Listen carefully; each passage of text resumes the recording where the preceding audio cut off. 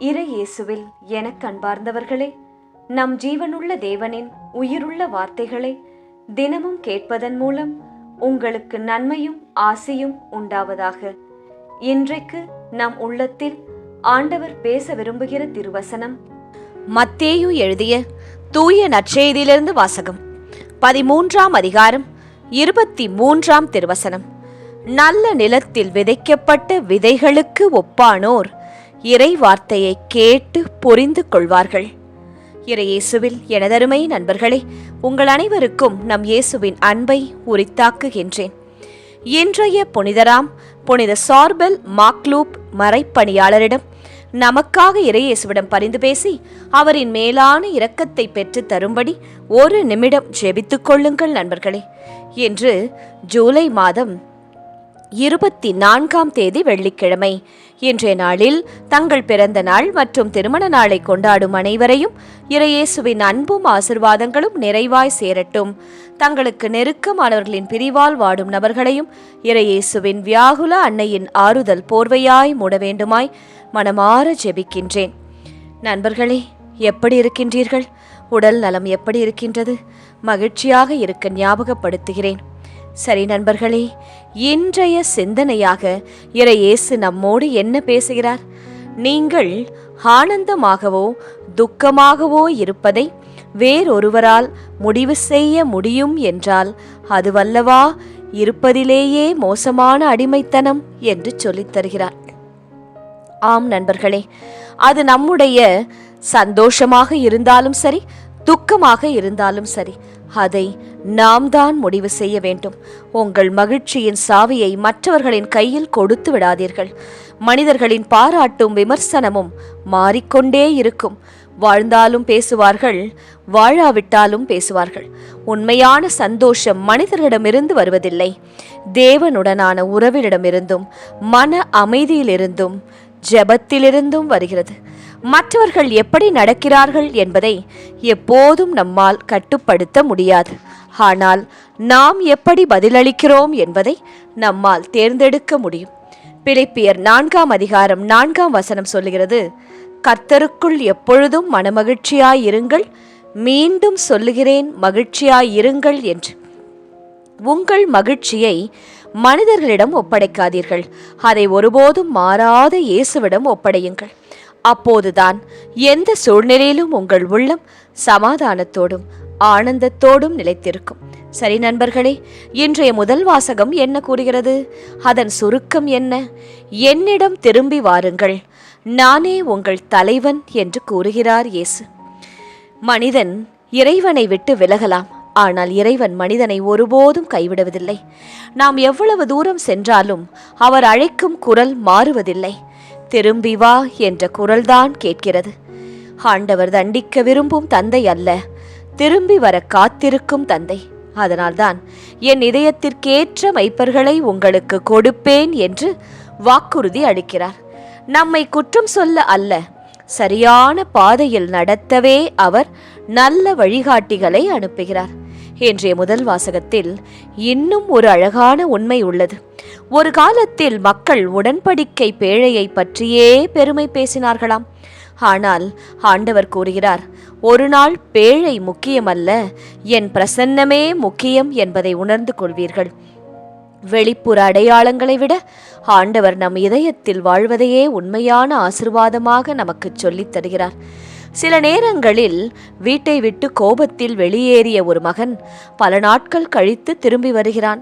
அவன் மனதில் பயம், என்னை ஏற்றுக்கொள்வார்களா என்று. ஆனால் வீட்டுக் கதவை திறந்தவுடன் தாயும் தந்தையும் கோபத்துடன் அல்ல, கண்ணீர் மல்க அந்த மகனை அணைத்துக் கொள்கிறார்கள். அன்பு இருக்கும் இடத்தில் கணக்கு வழக்கு இருக்காது நண்பர்களே, வரவேற்புதான் இருக்கும். அப்படித்தான் நம் ஆண்டவரும்.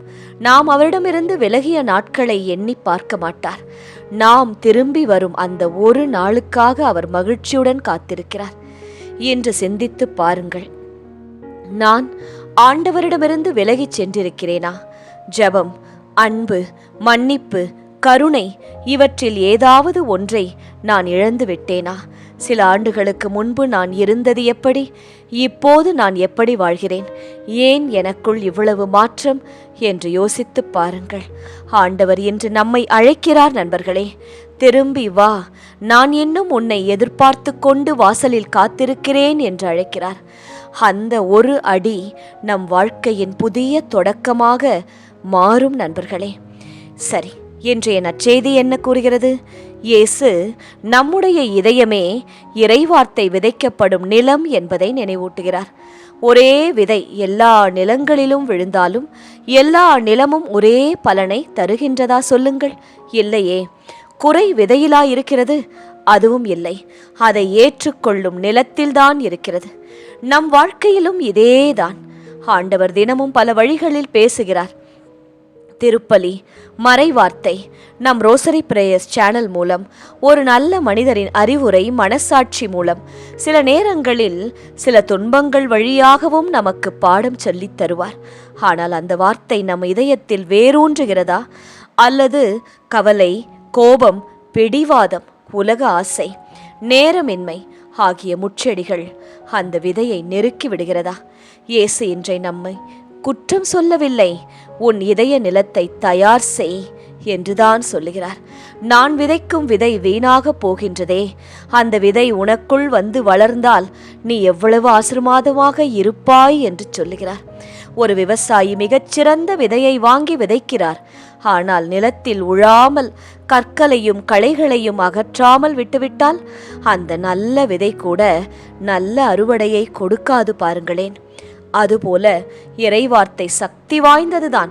ஆனால் நம் இதயத்தில் மன்னிக்காத மனம், பொறாமை, உலக பற்றுகள், அலட்சியம், ஜெபம் இல்லாத வாழ்க்கை ஆகியவற்றை அகற்றாமல் இருந்தால் அந்த வார்த்தை பலன் தர முடியாது. நம்முடைய பல ஆசீர்வாதங்கள் தடைபட்டு இன்று நிற்பதற்கு காரணமே அதுதான் நண்பர்களே. இறைவன் இயேசு என்று கேட்பது பெரிய பெரிய சாதனைகள் அல்ல, லட்ச லட்ச காணிக்கைகள் அல்ல. உன் இதயத்தில் எனக்கு இடம் கொடு என்றுதான் கேட்கிறார். தினமும் சில நிமிடங்களாவது இறைவார்த்தையை கேளுங்கள், வாசியுங்கள், தியானியுங்கள். ஒரே ஒரு ஜெபமாலையாவது எப்படியாவது சொல்லி முடித்து விடுங்கள். நம் வாழ்க்கையும் மெதுவாக நல்ல நல்ல நிலமாக மாறும். அந்த விதை பல பல கோடி பலன்களை தரும் நண்பர்களே. சரி நண்பர்களே, இன்றைய திருப்பாடல் வழி செபிக்கலாமா? தயாராக இருக்கிறீர்களா? ஆயர் தம் மந்தையை காப்பது போல ஆண்டவர் என்னை காக்கிறார். ஆம் இயேசுவே, நீரே எங்கள் ஆயன். நாங்களெல்லாம் உமது மந்தையின் ஆடுகளப்பா. எங்களை காத்து நடத்தும்படியாய் மனமாற ஜெபிக்கிறோம். மக்களினத்தாரே, ஆண்டவரின் வாக்கை கேளுங்கள். தொலைவில் உள்ள கடலோர பகுதிகளில் அதை அறிவியுங்கள். ஆண்டவரே இயேசுவே, ஒவ்வொரு நாளும் நேரம் ஒதுக்கி உமது வார்த்தையை கேட்க, தாய் மரியிடம் ஜெபிக்க, பரிசுத்த ஆவியானவரிடம் ஜெபிக்க எங்களுக்கு அருள் செய்யும். இஸ்ரவேலே சிதறடித்தவரே, அதை கூட்டிச் சேர்ப்பார். ஆயர் தம் மந்தையை காப்பது போல அதை காப்பார் என்று சொல்லுங்கள். ஆம் இயேசுவே, சிதறடிக்கப்பட்டுள்ள எங்கள் குடும்பத்தை கண்ணோக்கி பாரும். அனைவரையும் கூட்டிச் சேர்த்தருளும். விட்டு கொடுக்கும் மனதை, அன்பு செய்யும் மனதை, ஒற்றுமையுடன் வாழும் குணத்தை எங்களுக்கு தாரும். எங்களை பாதுகாத்தருளும், எங்களை காப்பாற்றும், தேவைகளை சந்தித்தருளும், போகிற வருகிற வழியிலே காத்தருளும். எங்கள் கால் கல்லில் இடராதபடி எங்களை கைபிடித்து நடத்தும். யாக்கோபை ஆண்டவர் மீட்டார், அவனிலும் வலியவன் கையினின்று அவனை விடுவித்தார். ஆம் இயேசுவே, அன்று யாக்கோபை மீட்டீரே, இன்று எங்களையும் எங்களை விட பலம் வாய்ந்த மக்கள், முதலாளிகள் அவர்கள் கையிலிருந்து மீட்டருள வேண்டுமாய் ஜெபிக்கின்றேன். அவர்கள் வந்து சீயோனின் உச்சியில் பாடி மகிழ்வார்கள். தானியம், திராட்சை ரசம், எண்ணெய், ஆட்டுக்குட்டிகள், கன்றுகாலிகள் ஆகிய ஆண்டவரின் கொடைகளை முன்னிட்டு பூரிப்படைவார்கள். ஆம் இயேசுவே, அன்று இஸ்ரவேல் மக்களுக்கு இத்தனை ஆசீர்வாதங்களையும் தந்து நீர் ஆசீர்வதித்தீர். எங்களுக்கும் தானியம், திராட்சை ரசம், எண்ணெய், மற்ற என்னென்ன இந்த உலகத்தில் எங்களுக்கு தேவையாயிருக்கிறதோ அத்தனையையும் குறைவில்லாமல் தந்து பிறருக்கு நாங்கள் தந்து வாழும்படியான வாழ்வை எங்களுக்கு தரும்படியாய் ஜெபிக்கின்றோம். ஆண்டவரே, எங்களை ஆசீர்வதியும். எங்கள் குடும்பத்தை ஆசிர்வதியும். பிள்ளைகளை, இளைஞர்களை நல்ல படிப்பு, நல்ல வேலை தந்து காத்தருளும். ஆறுதல் படுத்தியருளும். நாங்கள் துன்பத்தை கண்ட நாட்களுக்கு பதிலாக இன்பத்தை அருளிச் செய்வீர் என்ற நம்பிக்கையோடு இந்த நாளை உமது பொன்னான கரங்களிலே ஒப்படைத்து முழு நம்பிக்கையுடன் ஜெபித்து முடிக்கிறோம் இயேசுவே. ஆமேன். இயேசு கிறிஸ்துவின் பெரிதான நாமத்தின் நிமித்தம் ஜெபிக்கிறோம். ஆமேன். ஒவ்வொரு நாளும் உங்கள் உள்ளத்தில் ஆண்டவர் பேச விரும்புகிற இறை வார்த்தையை தெரிந்து கொள்ள ரோசரி பிரேயர்ஸ் சேனலை சப்ஸ்கிரைப் செய்யுங்கள். மேலும் உங்கள் நண்பர்கள் மற்றும் உறவினர்களுடன் ஷேர் செய்யுங்கள். நன்றி.